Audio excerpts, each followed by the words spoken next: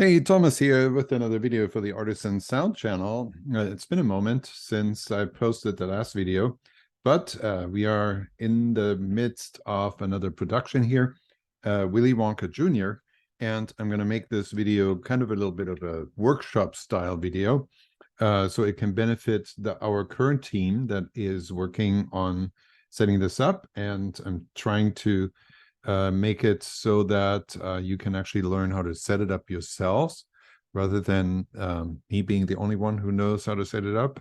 So I'm starting here with a spreadsheet that is really interesting to me.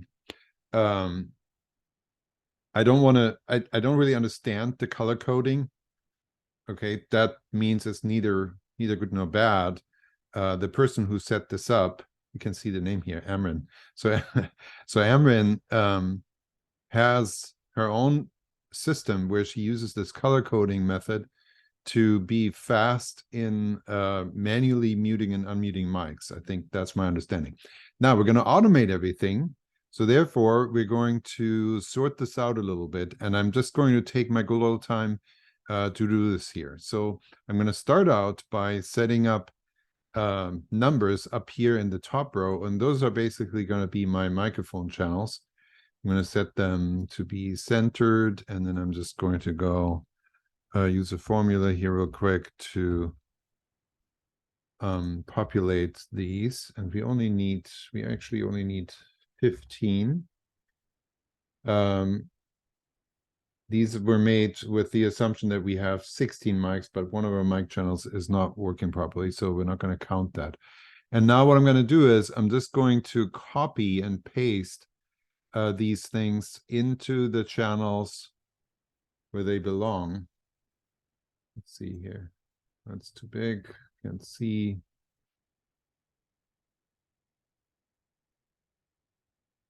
All right, I think that's going to work. Okay, so I might speed this up. I might not speed this up. Just bear with me as you watch me basically just cut and paste these into the channels where they belong. I'm trying to be efficient here. It's a little bit tricky to do this without losing the row, but we're going to figure it out. Okay, so there. I can't even see some of these very well. Is this 4 or 14? This is 13. This is 12 and 13. I can grab these together.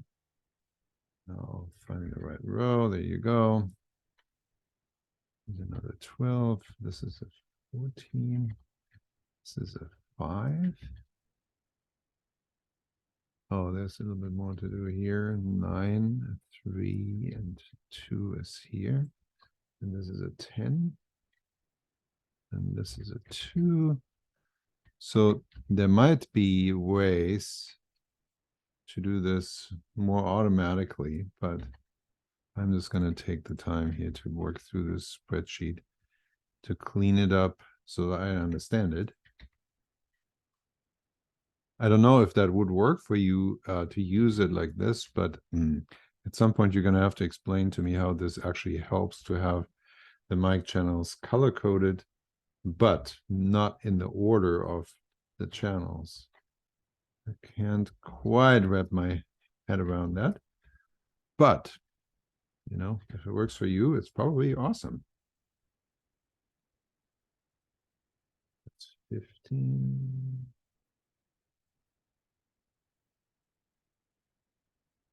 I'm going to just put these labels into channel 16 here, even though we don't have 16 channels available right now. But this part of my process is to figure out how we can actually, I don't know what this is, how we can actually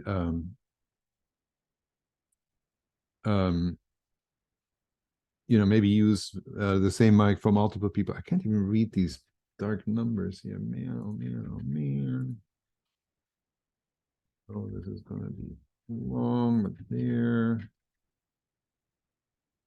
So these big numbers, they're going to be our biggest headache, or also our biggest problem solvers, if you will, because if you figure out the big numbers and how to not only distribute the mics, but also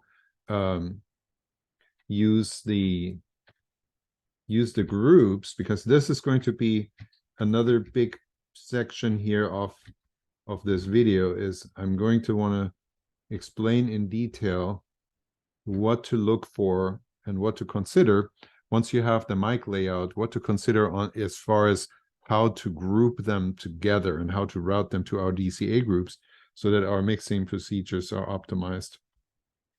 By the way, some people on our crew, on our general mixing crew on the kit stage, or in second stage, I should call it, have actually how am I doing this here? Nothing is free in the way it should be. Have actually gotten around to goodness, to mixing from the audience the way that I like to do it. And so with that in mind, this is really important to optimize the way that your DCA groups are laid out, because you're going to be able to do that pretty much only if, I mean, mixing from the audience, you're only going to be able to do that if you're, if you manage to have all mics that you have to have access to conveniently located and routed to the DCA groups. Okay. I don't know what this parents and kids groups means here, parents and brats. Not quite sure what this is supposed to mean. I don't want to mess it up, so I'm just gonna move them out this way beyond the 16. Maybe those are mute groups. I don't know if you're using mute groups. I don't usually. So all mics unmuted. While I continue to go through this task, I'm going to give a speech here a little bit about unmuting all mics. Unmuting all mics is a relatively dangerous thing. You have to be well prepared, because if you're actually trying to unmute all mics, you're going to have to be very careful that you don't get feedback. Usually, the way we do mic checks is that we check, individual mics, and we check the levels of individual mics against each other, so that we have a good balanced starting point for having everything balanced. I usually start with dialogue, and if all dialogue is well balanced, that's a really good starting point in terms of being able to mix everything from the iPad. But if you're mixing, no, if you want to open all mics or many mics, the more mics you open, the harder it gets to avoid feedback. So, and there are a couple of things to consider. Number one is that, oh, I can't see my mic channels anymore. Okay, hold on a second. Let me show you a trick here. There is a feature in View that says freeze. I'm just going to freeze. I'm actually going to create another extra row here. I'm going to create 2 more rows up here, and then I'm going to freeze the top 3 rows. Okay, so I have 3 rows here now. The top row is my mic channel number, or my channel number. I'm going to highlight all 3 rows. I'm going to go to View. I'm going to go to Freeze. I'm going to go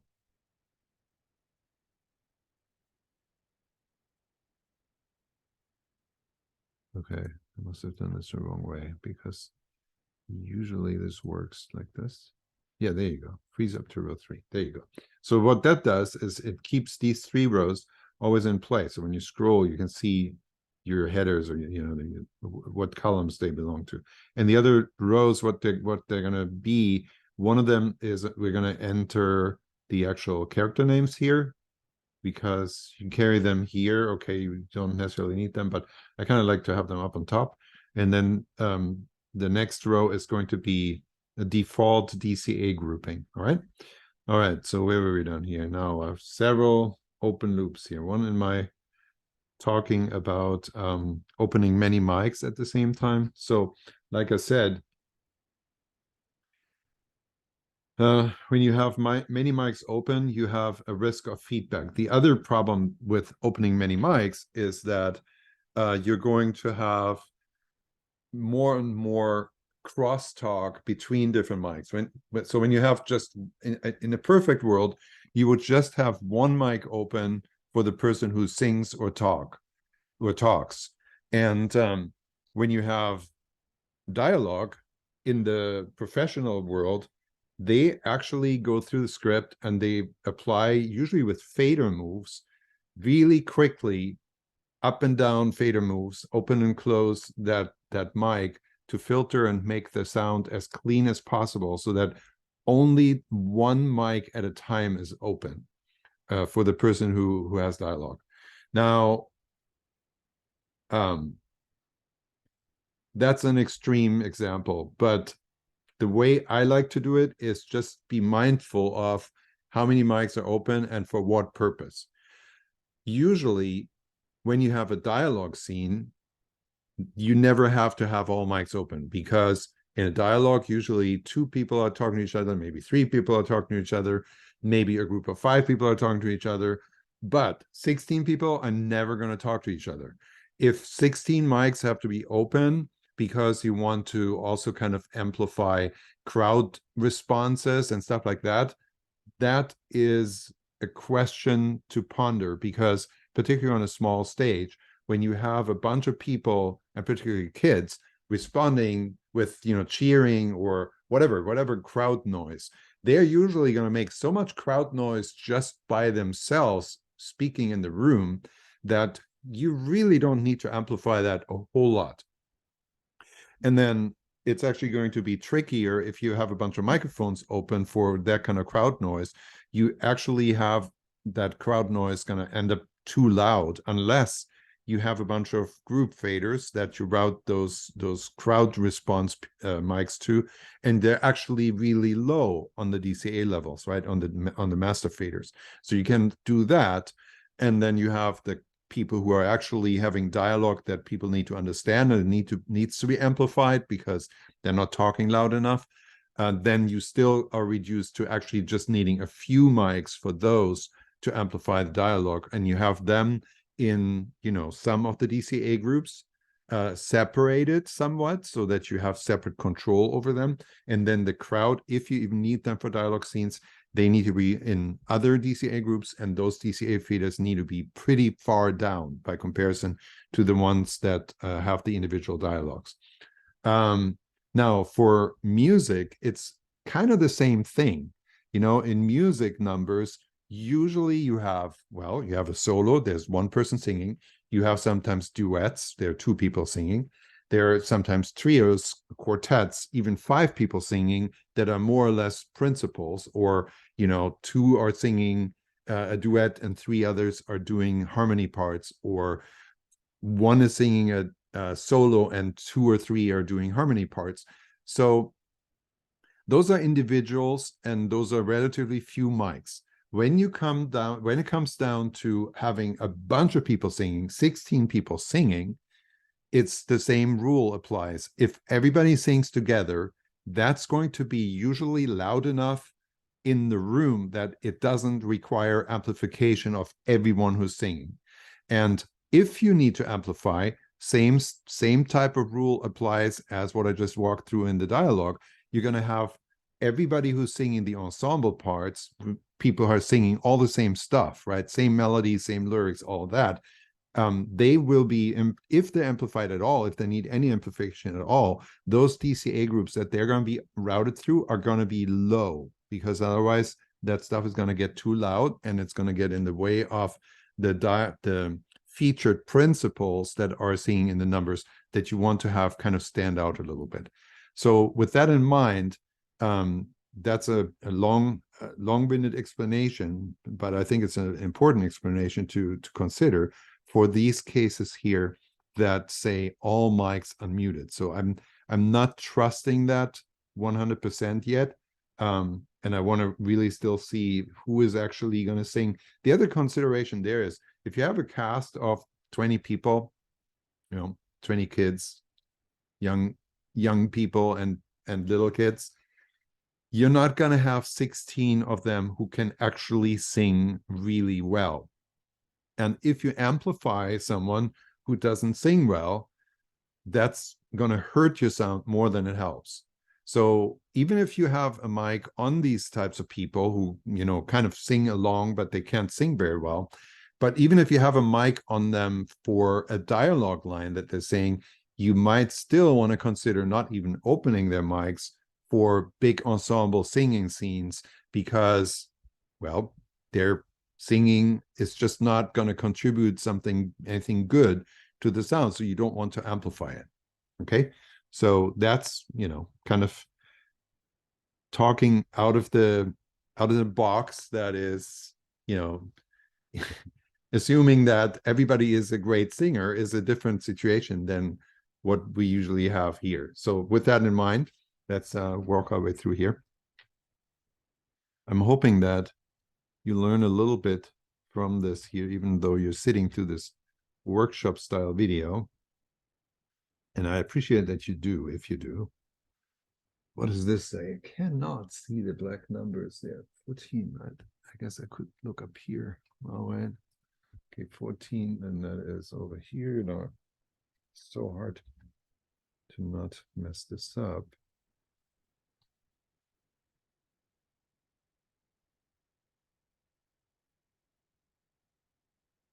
Also 14 is the row.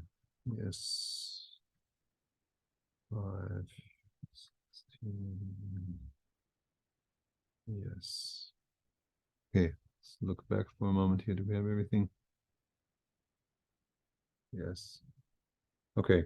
So once I'm done with all this copy and paste stuff here, there is going to be interesting things to be commented on, and so just hang tight here for a moment until I have this straightened out the way I think it'll work better for both of us, or all of us. There. Okay, I think that's it.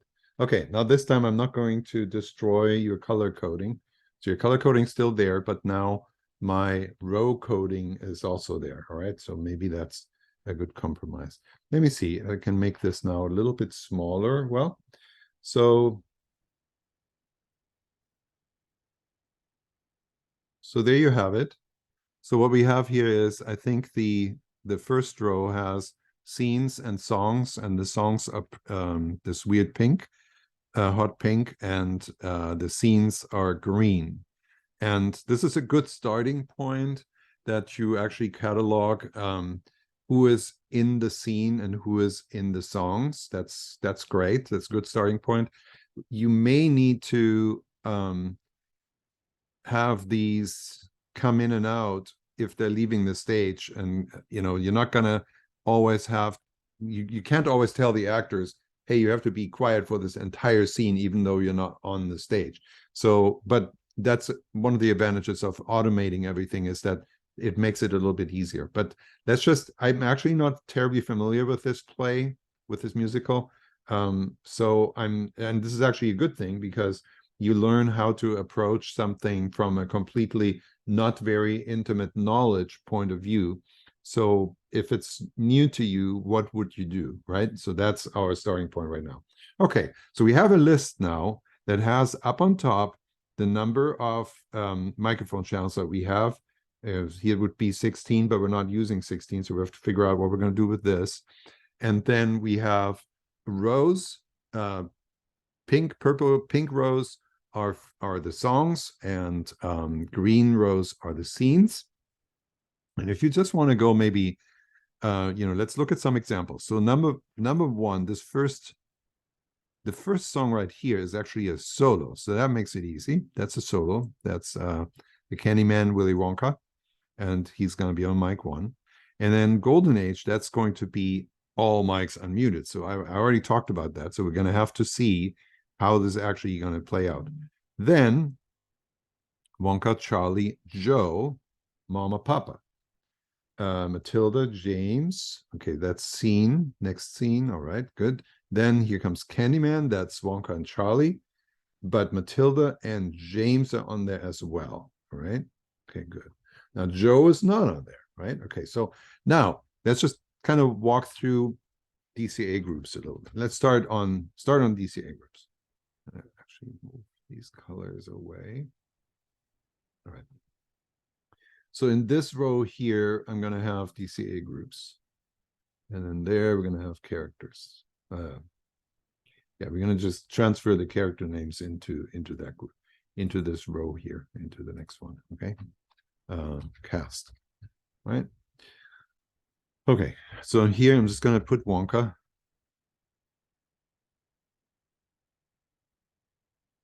Let's also take color out from here. So Wonka. All right, Wonka. Here's going to be Charlie. These are easy because they're not going to change. Those are the main people. Now, Augustus, however you pronounce that name. I have a question on this one because it has not very many appearances. There's one in a song. This is in a song. I ignore. Okay. This is in a song. Okay. That's a scene. That's a song. That's a song. That's a song. So these are crowd songs.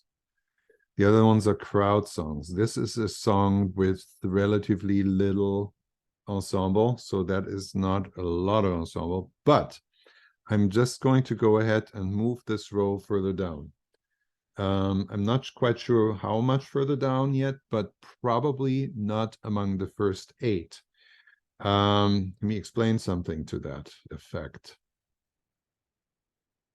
And we're going to have to see who is going to move forward into the first 8. The reason why the first 8 are special is that our console, the Behringer X32 console, has a special feature that's called auto mix. Auto mix is awesome, in particular for dialogue scenes, because it's a function that automatically detects who is speaking on a mic and who are the other people who are not speaking. And it automatically reduces the volume level of all the other mics that are not speaking and opens the mic that is speaking. All right. So, and that happens automatically. So it's basically a way to clean up dialogue without having to move faders or mute and unmute channels all the time, as long as there are people that are on the stage and are speaking, and more or less is one speaking at a time. This auto mix feature is really helpful for cleaning up the sound. However, there's a drawback on that feature, and that is that it can only be used on the first 8 channel. So because of that, you want to be putting the people, the characters, into the first 8 channel who are most involved in dialogue that they have together. So in scenes that they have together. So that means someone who has less scenes in the first place than someone who has more scenes, like all of these people back here, they have significantly more scenes than this Augustus person. So any of these would be a better candidate to be pulled into one of the into one of the first 8 mics. All right. So let's see what else is going on here. Violet, Veruca, Joe. So these 3 are without question. This here has also very many. So Veruca is clear. Violet and Mike seems like they have about, Mike has 1 more. So Violet is the next fewest, although here 8 and 9, they have not a lot of scenes either. Mama B is not a lot. It's sometimes it makes sense to put people who kind of seem to belong together, like Mama B and Papa B. Okay, well, next to each other, next door neighbors together on the board, but you know, it's not. It sometimes helps actually more if you have people next door neighbors together that are, well, there are different ways to do it. And really, it doesn't matter a terrible lot if you successfully route everything through the DCA groups. then you're actually not going to have to reach into the first 16 tracks all that much. And then it's, you know, there are different ways to do it. Anyway, okay, so it's just going to count here, James. Oh, this is James and Umpa. I don't know if they're supposed to be the same person, so that's a question. But like these people back here, even this person. Now I don't know if, since they're on mic 16, they can't have a mic anyway. So what are we going to do here, right? So obviously Augustus needs a mic, because at least for the musical numbers, where for this musical number here, this one, seems like they're really important for that one. They may even be the soloist. I don't know.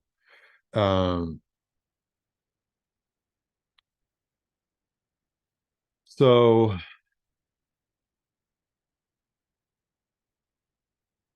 what else is here to do? These Umpa people, I don't know if they're the same people or if they have to switch mics between this Matilda and this James person and being Umpas later.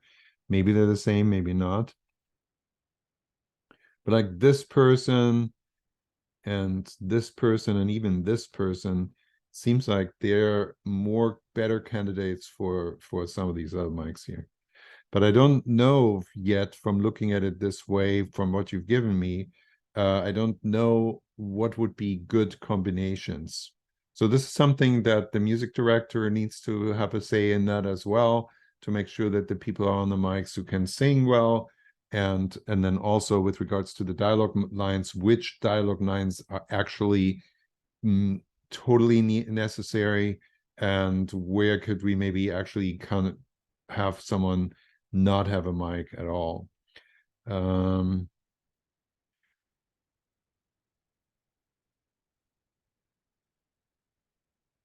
So like between 8 and 9 and 10 and 11, they have nothing overlapping, but depending on, you know, what people they are, obviously they can't switch mics that quickly up here, but maybe they're actually the same person. So that's something that has to be worked out. Okay, so without losing too much sleep about this right now, let me just here renumber my numbers. And these are not going to be in the first 8. So however the first 8 comes out, that's a separate consideration, and how we have to shuffle these together so that we can actually have mics for all these instances here, that we have to map this out. But it doesn't actually matter so much for the purpose of determining the groups. And that's a good thing, because otherwise sometimes you think, man, I'm going to have so many considerations first before I can make decisions. And you have to keep so many things in your little brain. My little brain is too small for that. I can't handle so many placeholders that I have to still make decisions on. I read somewhere that this Phineas character has a shorter name. I don't know what it is right now, but I'm just going to call him Finn for now. Okay, Finn. And then this is Mrs. G. And this is, I'm making them all short because that's what I'm going to need. Mr. Salt, goodness, I don't know how you read these things. Mr. Salt. So I don't understand the difference between Mama B and Mrs. B. If they're the same or not, or the same people. All right. So here you go. So now my point in naming these up here is that now, if we decide to move this channel over into the first 8, we can just move it like this and then renumber this, and everything stays consistent here, right? And if we decide that we have to have a mic change, like trading between different people, then we just need to keep track of that during the course here in different rows, okay? But it doesn't really matter for us for right now, so I'm just going to leave it like this now. The only thing that I've moved is this Augustus person is on mic 9 now. Oh, and all of these are one offset. I don't really like that. You know what? I'm just going to move it back until we really make a decision about it, because otherwise everything is kind of messy. So, but you get my point about I definitely want to have Augustus on a different mic, not in the first 8. It's not worth giving up one slot on the auto mix feature for just 4 occurrences. All right, so let's plan on that. Okay, so now here are my considerations for the DCA groups. We have 6 DCA groups to deal with. And I'm just going to let the cat out of the bag here. So we have 6 DCA groups because group 1 is used for music, and group 8 is used for vocal reverb. So that leaves us with 6 groups in between. And the way you want to lay them out is the principals are usually going to have their own, oh, look at that, there's something still off here. The principals usually have their own group because you want to have separate control over them because they sing a lot solos, they talk a lot, they have to be understood, you have to have control over them like all the time.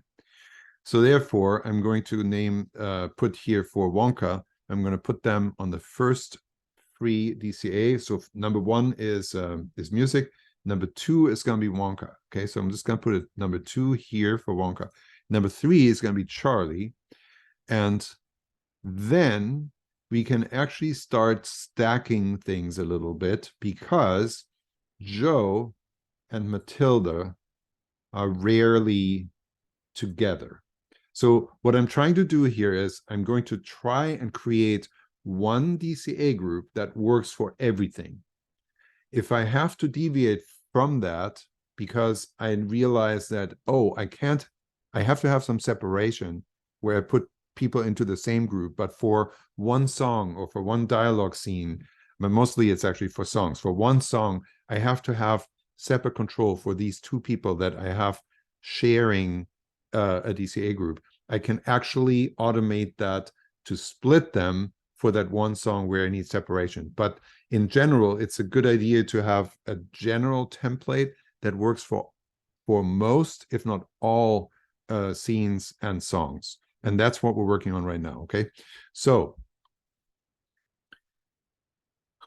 how did this get 4? This should be 3, right? So this is DCA group numbers. Remember that, okay? I'm just going to highlight this, like mildly highlight this here for now. So we're working on those DCA group numbers, all right? Actually, I'm going to fold them a little bit. So that's okay. Here we go. So Joe is in group 4, and we're actually going to have Joe share with Matilda. Okay, and also the Oompas, so whatever. So so I'm just going to put this number 4 here also on Matilda. Okay. Now the next one. So so what I do is, and this is why I have them mapped out like this, it's actually kind of neat that you have it color-coded, makes it a little bit easier to see than, you know, if it's not. This is how I usually do it. I usually just put X's here once I have the names up on top. Anyway, so we're working off with the color-coded version now, and it's actually kind of neat that you can see what's going on here between the different things that are happening. So how do we decide on the next groups? Basically, you want to try and put, so we have 3 left, right? We have 2, 3, and 4 is used, and we have 5, 6, and 7 that we can put the rest of the people on. And here's the thing about that. One characteristic or one criteria that you could use for putting groups together would be to put people that are the same type of people in the same group. That's a good idea, but on the other hand, you might want to consider putting people in different groups that are in scenes together or in songs together, where you might benefit from being able to balance between them differently just by using the DCA faders. Okay. So with that in mind, see what you think of this idea if we put Augustus in group 5 together with Mike and James. Now, what do they have in common? They have in common that they're all guys, maybe they're all cast as guys. With kids, it often isn't that important to distinguish the vocal type, the voice type. With adults, it's usually beneficial if you have female voices, higher pitched voices separated out from male voices. If you have enough DCA groups free, you might want to split female, high female, low female, high male, low male. And if you don't, then you have to kind of make some compromises. So let's see where this all takes us here. So right now we have Augustus, Mike, and James in group 5. So they're all seemingly male. But they're also not together in very many numbers. So James is over here. So in this scene and in this number, you have James as an individual on that DCA 5, because nobody else who is in this song is in this group, right? So that's awesome.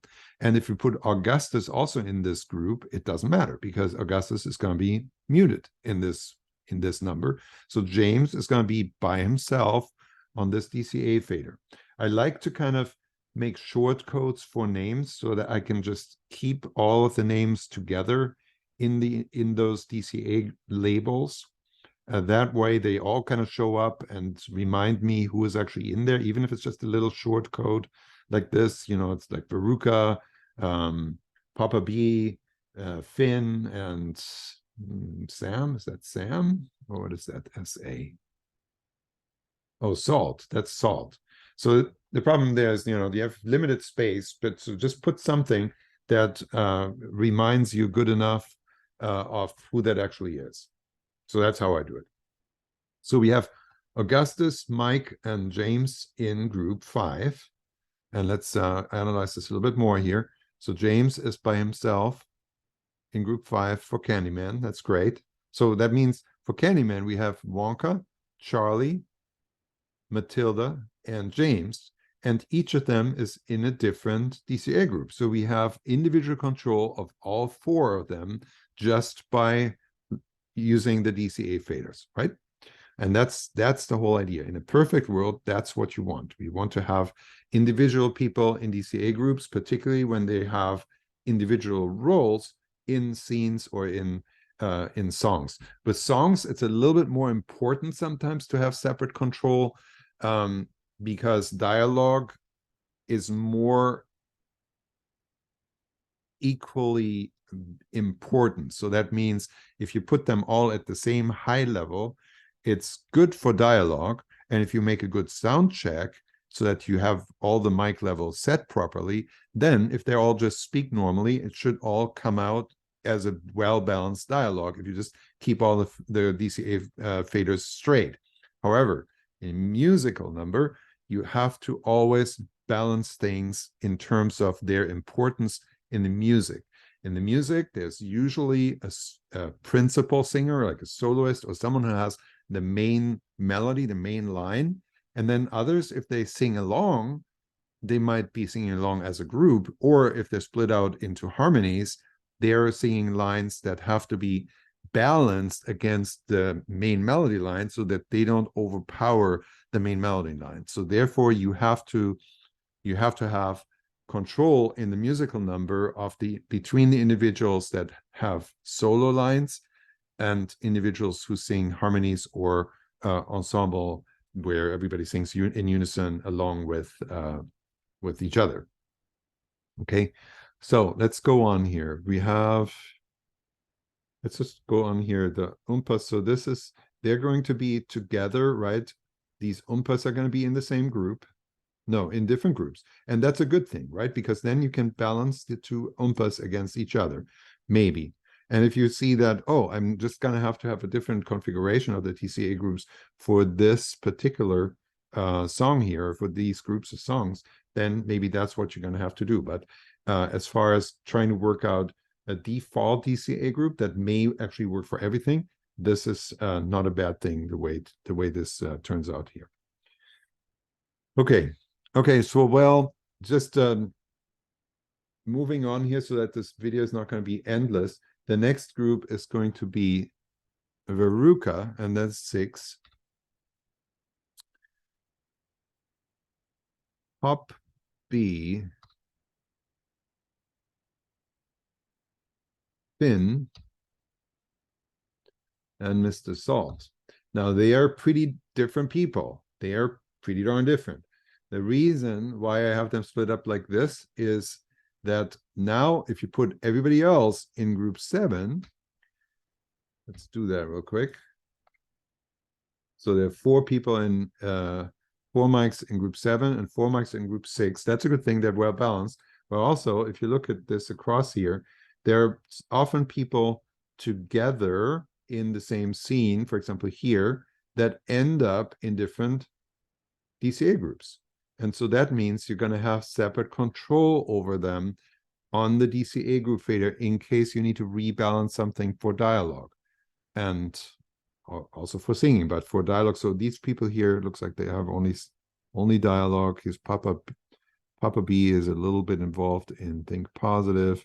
And here both are singing. So that's, for this is another example where in this particular song here, Cheer Up Charlie, you have Joe, Mama B, and Papa B, and they happen to be in separate, different DCA groups in the way that we've laid out these initial group layout.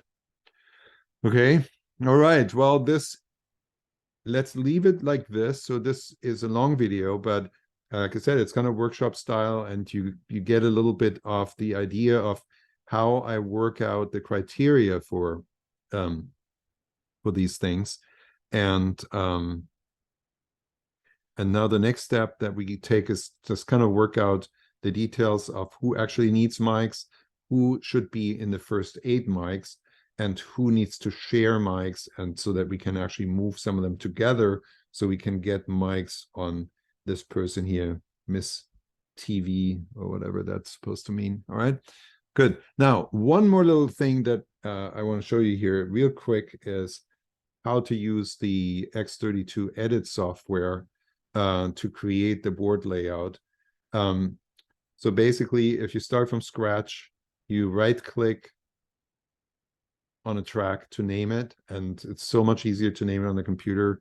You can pull up the same software on the iMac in the booth on second stage, and do it there. But it's just way easier than doing that in the console, because in the console it's just a tedious job to have to name anything at all. So we do this through the edit software. And then here's also a cool thing. This strip here shows you, see, it has 8 little check boxes or radio buttons. They're called radio buttons because, well, there should be check boxes because you can actually click on multiple of them at the same time. So anyway, these are the assignments to the DCA groups. Okay, so here we have Willy Wonka in 2, Charlie in 3, Joe in 4, Matilda in 4, August in 5, Mike in 5, James in 5. Oh, we skipped 4. Joe is in 4. Oh no, we didn't skip it. Matilda is in 4, and I have 16 and 4. So that's just, we're not using it. Doesn't matter, right? Doesn't matter. So then 5 and 6 and 7. So they're all here. One thing that's really important is you can see that each channel is assigned to exactly one DCA group. It's really important to have not ever have any channel not assigned to a DCA group.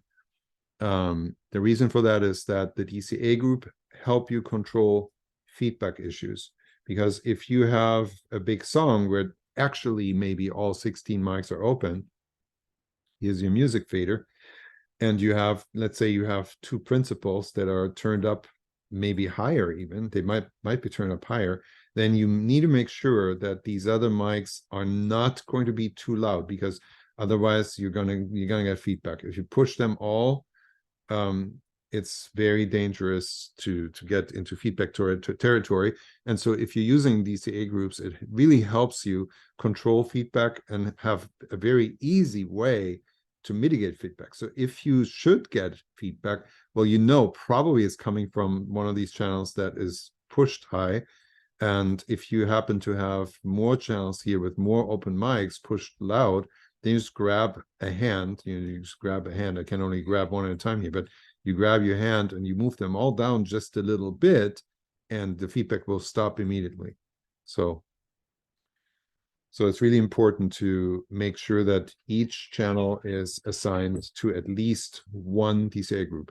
Even though you can assign them to multiple like this, you want to make sure that that's not the case, because that's going to be confusing otherwise. You're going to not hear a channel because you have something going on with the DCA group faders. If they're routed to more than one, that's asking for trouble. Okay, I'm going to end the video here.